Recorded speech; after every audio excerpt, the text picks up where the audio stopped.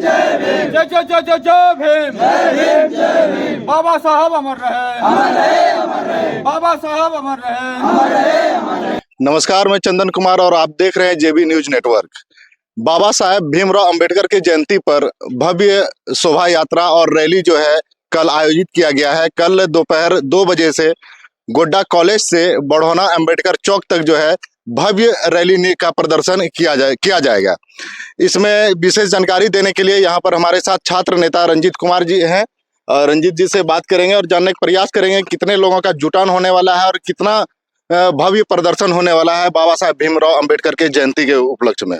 जी, सभी को जय भीम और आपके चैनल के सभी दर्शकों को भी जय भीम और हृदय से उनको आमंत्रित करते हैं। कल के बाबा साहेब भीमराव अंबेडकर के जयंती पे करीब 10,000 से ज़्यादा लोग, ठीक है, मैक्सिमम लोग आ सकता है, मिनिमम 10,000 से ज़्यादा कम लोग रहेंगे, 10,000 लोग रहेंगे। और इस रैली में हम लोग पिछले साल आए थे 6 से 7,000 लोग जो है ना अपने से आया था, जिसमें हम लोग ज़्यादा लोग को इनवाइट भी नहीं कर पाए थे हर गांव से। तो इस बार हम लोग को लग रहा है कि 10,000 से ज़्यादा लोग रहेगा।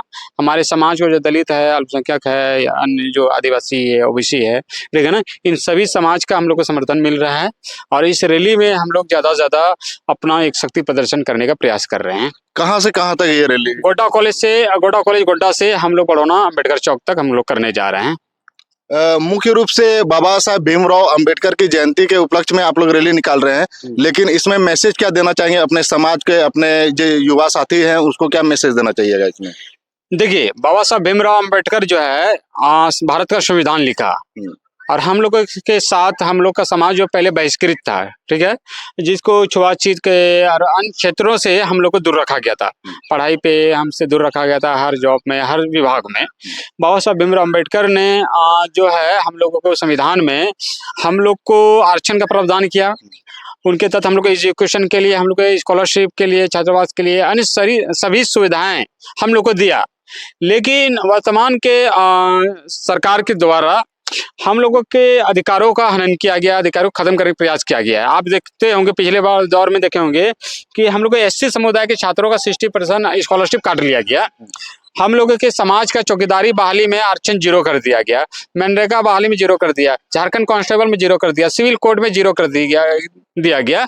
हम कह रहे हैं कि हमारे समाज जो है, और हम लोग खुद, आप खुद साक्षात गवाह हैं कि पहले पिछले सरकार में रघुवर दास को किस तरह हम लोग एड़ी छोटे एक करके कितना मेहनत करके हम लोग उसके सरकार को हटाएं, ताकि वो इसलिए कि हमारे अधिकार की रक्षा कर सके। और हेमंत को इसलिए लाए थे, लेकिन हेमंत सरकार क्या किया कि हमारे समाज के अधिकारों के साथ जो है ना पूरा नंगा नाच किया, खत्म करने का प्रयास किया।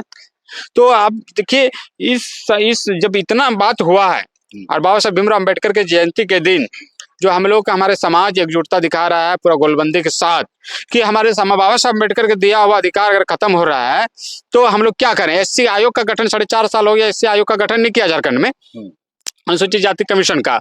हम लोग का एससी विकास निगम का गठन नहीं किया। अगर हमारा समाज कहाँ जाएगा, डेवलपमेंट के लिए कहाँ बात रखेगा। एससी आयोग नहीं है, हमारा समाज का एट्रोसिटी होता कहाँ जाएगा, ठीक है। तो आपको छात्रवृत्ति हमारा खत्म हो गया है, तो हमारे समाज आखिर करेगा क्या। हमारा समाज अनाथ हो गया। झारखंड सरकार में आप देखे होंगे कि एक भी शेड्यूल कास्ट का मिनिस्टर नहीं है, मंत्री नहीं है। तो हमारा समाज तो आखिर इतना बात हो गया, कुछ तो कुछ सोचना पड़ेगा। और वर्तमान में विपक्ष के जो है और पक्ष के भी विधायक को किसी विधानसभा में ये बात को रखते हुए नहीं देखा गया शेड्यूल कास्ट के मामले में। जब संसद आवारा हो जाए तो सड़क पे तो हम लोग को उतरना पड़ेगा, हमारा समाज को एकजुटता दिखाना पड़ेगा। और 14 अप्रैल के दिन यही संदेश देना चाहते हैं कि हम लोग आप चुप रहने वाले नहीं हैं। इस बार लोकसभा का चुनाव का बिगुल फूंका जा चुका है, आचार संहिता लागू हो चुका है, तो क्या मैसेज देना चाहिएगा अपने समाज में, अपने युवा वर्ग आप लोग हैं, क्या मैसेज देना चाहिएगा? कल हम लोग रैली कर लें, जनसभा को हम लोग भव्य शोभा यात्रा बाबा साहब अम्बेडकर के दिन कर लें, सभा को संबोधित करेंगे और हमारे समाज के साथ हम लोग एकजुटता के साथ एक समीक्षा बैठक करेंगे। और अब तक के जो 4.5 साल के जो दौरान कि हमारे समाज के साथ क्या हानि, क्या लाभ पहुंचा है, कितने इनके अधिकारों को दिलाया गया सरकार के द्वारा या उनके महागठबंधन के विधायकों के द्वारा, और कितने अधिकारों का हनन किया गया है, इन सभी चीज़ों को मूल्यांकन करेंगे, हम लोग समीक्षा करेंगे। उनके बाद हमारा समाज, हम लोग पूरे जिला में हम लोग बैठ के ये तय करेंगे कि आगे क्या निर्णय लेना है। वो वोटर जागरूकता के लिए आप लोग क्या कर रहे हैं? क्योंकि बहुत जगह दुर्गम इलाके में देखा जाता है कि वो बहुत जो ग्रामीण तबके के जो लोग हैं वो वोट देने के लिए नहीं जाते। ये सोचते हैं कि मेरा एक वोट से क्या होने वाला है, अगर नहीं घर में अपना काम उम में व्यस्त रहते हैं। उन लोग को क्या मैसेज देना चाहिए और कैसे जुड़िएगा मुख्य धारा से कि वो आकर अपना जो है वोट दें और इस देश का नागरिक होने का एक अहम भूमिका देश के निर्णय में अपना भूमिका निभाए? हम लोग अभी तक में जितना भी हमारा एससी कम्युनिटी है, जो दलित वर्ग है, उसका 100% वोट होगा, ये हम दावे के साथ करते हैं। आप वोट होने के बाद आप लोग देख लीजिएगा, क्योंकि उनके समाज, उनके पीढ़ी के साथ जो हमला हुआ है, अधिकारों के साथ हमला हुआ है, बाबा साहब भीमराव अम्बेडकर का जो है अपमान हुआ है। आप पिछले बार देखे होंगे बाबा साहब अम्बेडकर का प्रतिमा लगने के लिए नहीं दिया गया जिला प्रशासन के द्वारा, ठीक है। तो कहीं ना कहीं हमारे समाज काफी दुखदायी है, पीड़ित है, उनका मन को बहुत तरीके से उसको रुलाया गया है। इस चीजों को लेके हमारा समाज बहुत एकजुटता के साथ हम लोग खड़ा है और हमारा दलित वर्ग का 100% वोट होगा, माइनॉरिटी का समाज का भी 100% वोट होगा और ओबीसी को, एसटी को भी हम लोग कई तरीके से जागरूक कर रहे हैं उनको कि आप लोग भी इस समय पे वोट करें। और रही बात जो, क्योंकि वोट है, वोट समानता का अधिकार है, ठीक है, लेकिन कहने का मतलब है कि हम लोग उस वर्ग से आते हैं कि जो अपर कास्ट जो है, एलिट क्लास के वर्ग है, वो हम लोग का बात नहीं मानेगा, ठीक है ना, क्योंकि हम लोगों को कहीं ना कहीं हम लोगों को जैसे तैसे वो लोग शुरू से समझा है, तो हम लोग उनके, वो हमारी बात नहीं मानेगा, झुट्टो को हम अपमानित ना हो। लेकिन हम लोग अपने, जो मेरा बहुजन समाज है 90% जो है, हम उनके बीच जन जागृति फैला रहे हैं और ये भी प्रयास कर रहे हैं कि 100% वोट पड़े, कम से कम 90% वोट मिनिमम हम लोग मेहनत कर रहे हैं कि 90% हमारा अपना समाज का, एससी का, माइनॉरिटी का हम लोग का वोट कहीं भी पड़े मतदान में किसी को भी। और इस बार दलित समाज जो है एकजुटता के साथ वोट करेगा, ठीक है ना, और हमारे साथ माइनॉरिटी समाज भी है। हमारे साथ और भी युवा वर्ग के लोग हैं, उनसे भी बात करेंगे कि कल संविधान निर्माता बाबा साहेब भीमराव अंबेडकर का जयंती है।